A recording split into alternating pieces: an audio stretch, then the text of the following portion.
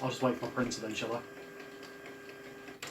Hello and welcome to another gear review with me, Anjay. Today I am looking at the JSA Effects Bluesmaker.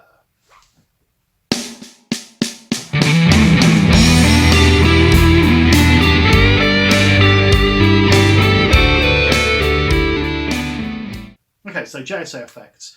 JSA Effects is essentially one guy in Derby who makes pedals as a bit of a hobby. These are all handmade, as you can tell. You know, there's no graphics, nothing like that. It's just a pure pedal. He specialises in kind of gain pedals and distortion pedals. Each one kind of a riff on an existing circuit. So, for instance, he makes an incredible clone called the Horse Whisperer.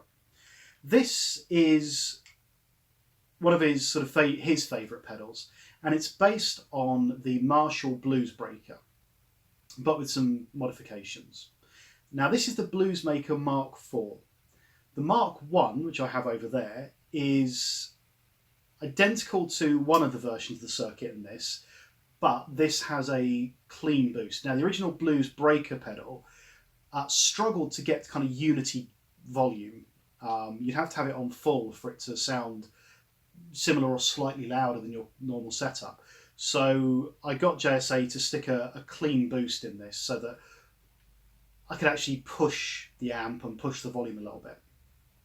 So that's your first difference. The other difference with this particular one is the tone pot has a much wider sweep from bass up towards treble than the original Bluesbreaker and the original Bluesmaker, in fact.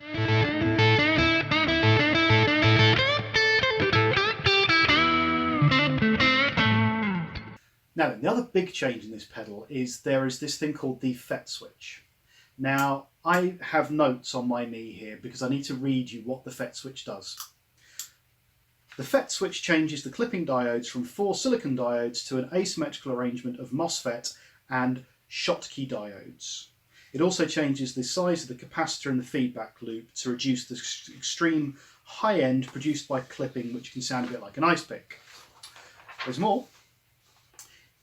It also engages the second half of the gain pot.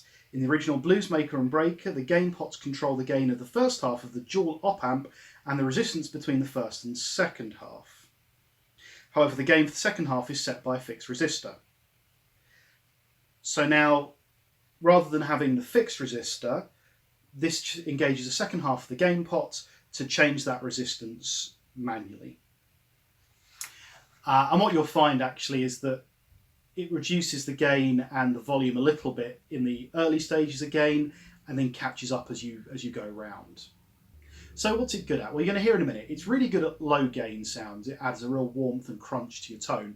But actually it also can give you some really high gain stuff that, whilst needs a bit of control, can sound amazing for kind of modern rock and classic rock. So I'm going to plug it in, put a looper through it and play some tones, and then let you know some thoughts. Okay, so I'm all set up with the Bluesmaker set to BB setting, gain at 0. Let's just hear the clean sound first. And then I'm just going to go through the settings, turning the gain up, switching between BB and FET, and then we shall talk about it afterwards.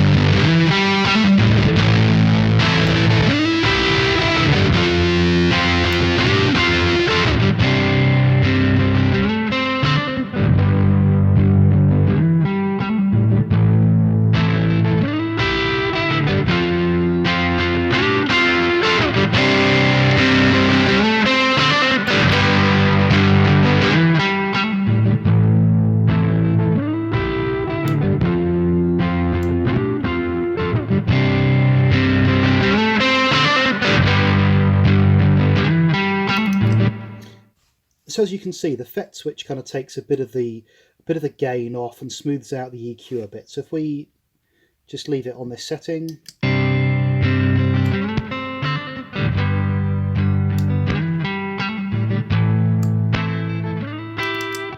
BB's a bit brighter, FET's a bit smoother, and actually FET is my favourite of the two settings. Okay, so there are some tones. As I said, it can go from this really nice kind of clean, crunchy sound, clean sound, all the way up to some really high gain stuff.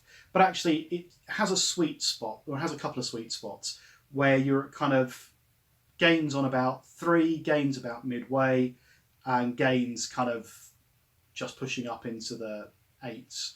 At 10, it starts to sound a little bit hard, a little bit sort of ice picky. But again, if you engage the FET switch, you can take some of that out. And actually, I really like the FET mode because it just smooths the distortion a bit.